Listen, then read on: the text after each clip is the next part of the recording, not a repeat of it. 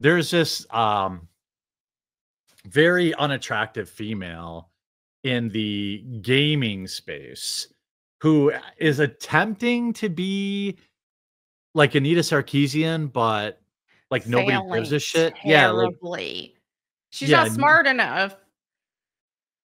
yeah, Yeah. that's And why we Anita Sarkeesian is our enemy, but she's at least not she's that our corrupt. enemy. Yeah, she's Like, our enemy. yeah, and yeah. And that I don't think that she's a dumb person. I think she is just misguided person or has stupid opinions. But I do think that, you know, she has some semblance of intelligence within her, but not Mercanti. She's just yeah. But this yeah. girl she just looks greasy, like Pigpen Yeah. on Pigpen on Charlie Brown. So Yeah. she's been going after like gaming commentators in the bitchiest way possible, where she like talks shit about them and then blocks them from behind a block or whatever. Yep. She made a she's on this show and she basically rips off the Frosk thing with this clip. I'm just gonna play it. It'll be 30 seconds of potential echo. So hold on, Melonie. I want people in the industry to be a little bit louder about people being mean to other people and maybe say it's not a good thing. Yeah. Maybe say we don't want you around if you're going to be a cunt. Yeah. And hateful. And that the games industry is diverse naturally. Not because anyone's making them be diverse, because the world is diverse, you stupid motherfucker. And if you have a problem with that, come fight me. Physically. Bitch. Has anyone taken you up on that yet? That, I mean, she literally wants somebody to physically fight her. And that is that she challenged me to a physical fight. Oh, and she did? Yeah, she did. Last year. And I just ignored her because that was like over a year ago. She challenged me to a fight. Yeah, and then she probably whenever got like it was 35 pounds on you though, so I don't know. at least, if not more like 40 or 50. I'm like, I'm not fighting you. First of all, I'm a woman. And women, we don't solve our problems by fighting each other. Like that's just gay and retarded. Unless you're like really like a Gina Carano or something, where that's like, hey, you train MMA and you're sparring or whatever. But if it's just some regular gamer girls, fight me physically, why aren't you challenging me to Smash Bros?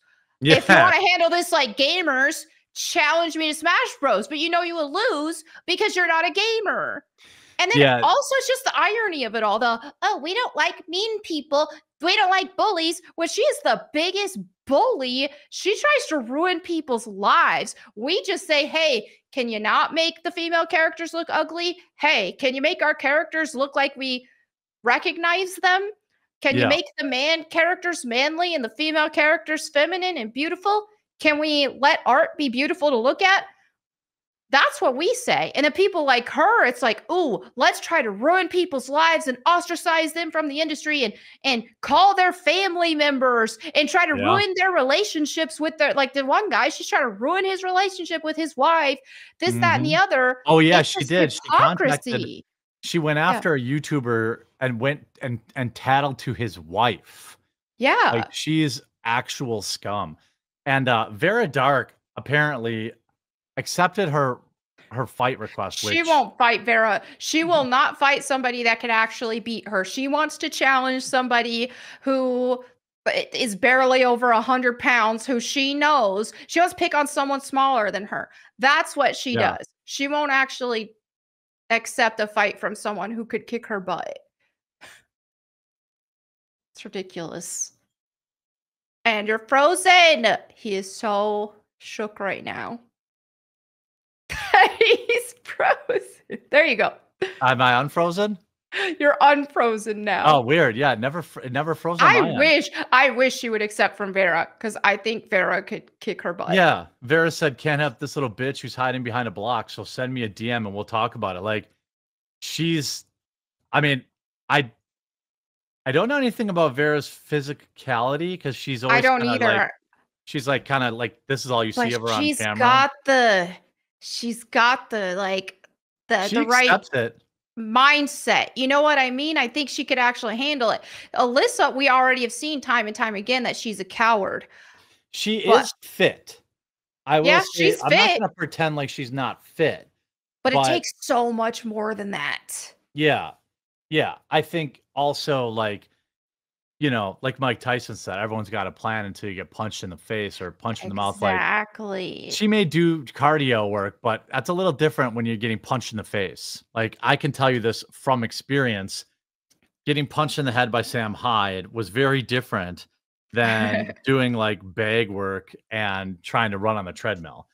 You know, I think it's gross anyway. Like, it's not ladylike behavior. Not that it's not. That's what I think is really. Now, I think in Vera's case, Vera's fine. Hey, good, because Vera didn't outright say, "Hey, fight me." She is just saying, "Okay, you challenged us. I'll step up to the plate then."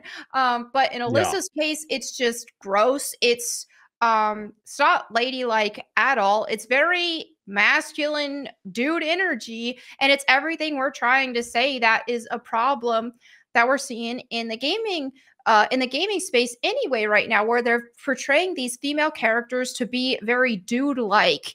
And oh yeah, she's every female protagonist. She's like, you know, I'm a strong, independent woman who sells pictures of my beehole on the internet. I know. But I think Al's was like, I won't be taking advice from someone who sells pictures of their butthole or something like. I thought I saw exactly. And it's so. What's funny about this whole? So people that don't know, by the way, she is a writer for Kotaku. She's not a journalist. She doesn't know anything about video games. She doesn't know jack about video games. Look at this guy. I mean, look at this ragtag bunch of soy infused. You got this guy. Oh yeah, they're pulling an Adam Sessler, soy clapping. Yeah. Yeah.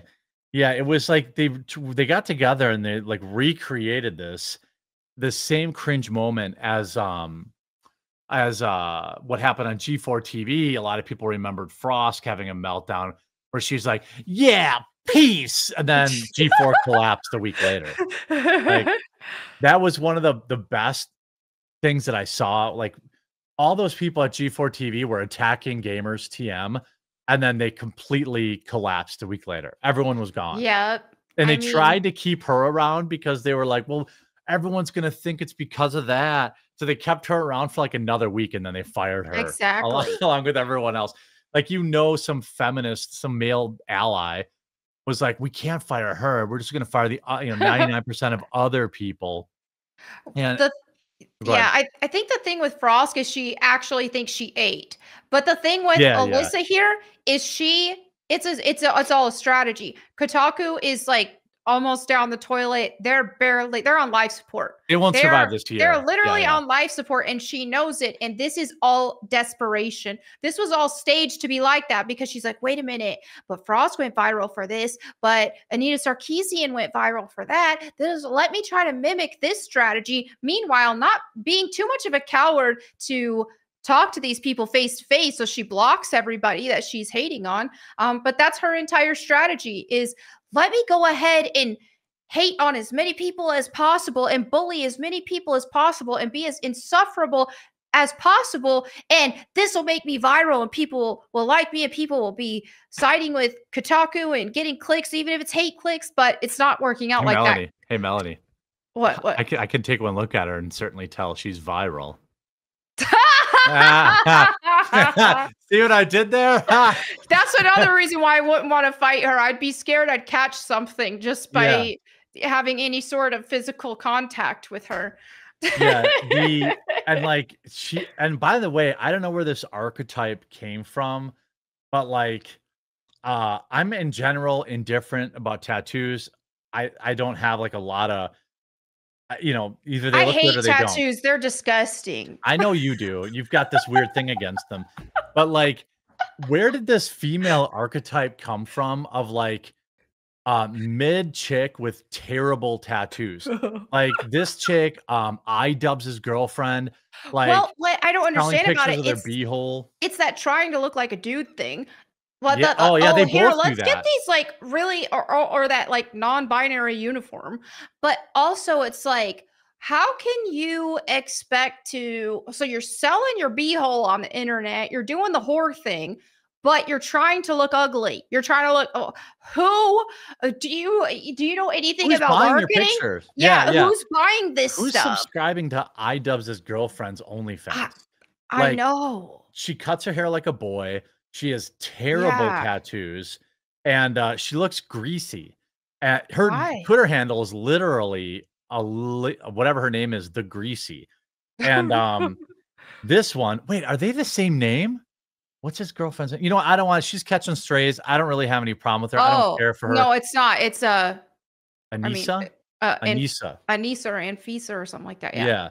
Well, she's got the same body archetype, like greasy. They do have a similar haircut. kind of that stocky body, and it's this, and especially if you already have those kind of genetics, then why are you not trying to balance that out with a more feminine hairstyle, a more someone like Charlize Theron still looked hot in Furiosa because she's got that model body type and stuff like that. But if you already have like a stocky type build, then maybe try to incorporate some more femininity to it. I don't know. But especially with her trying to sell her beehole on the internet and all that, it's like, I don't know what her strategy is.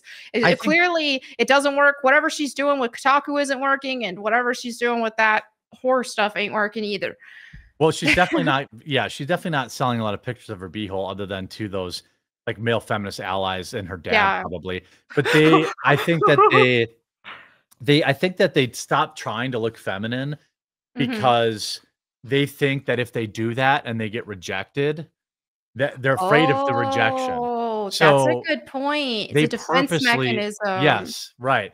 So that when people say you're not attractive, then they can say, well, I wasn't even trying. Look at my boy haircut. Look at my shitty tattoos. Look at my, my caustic attitude.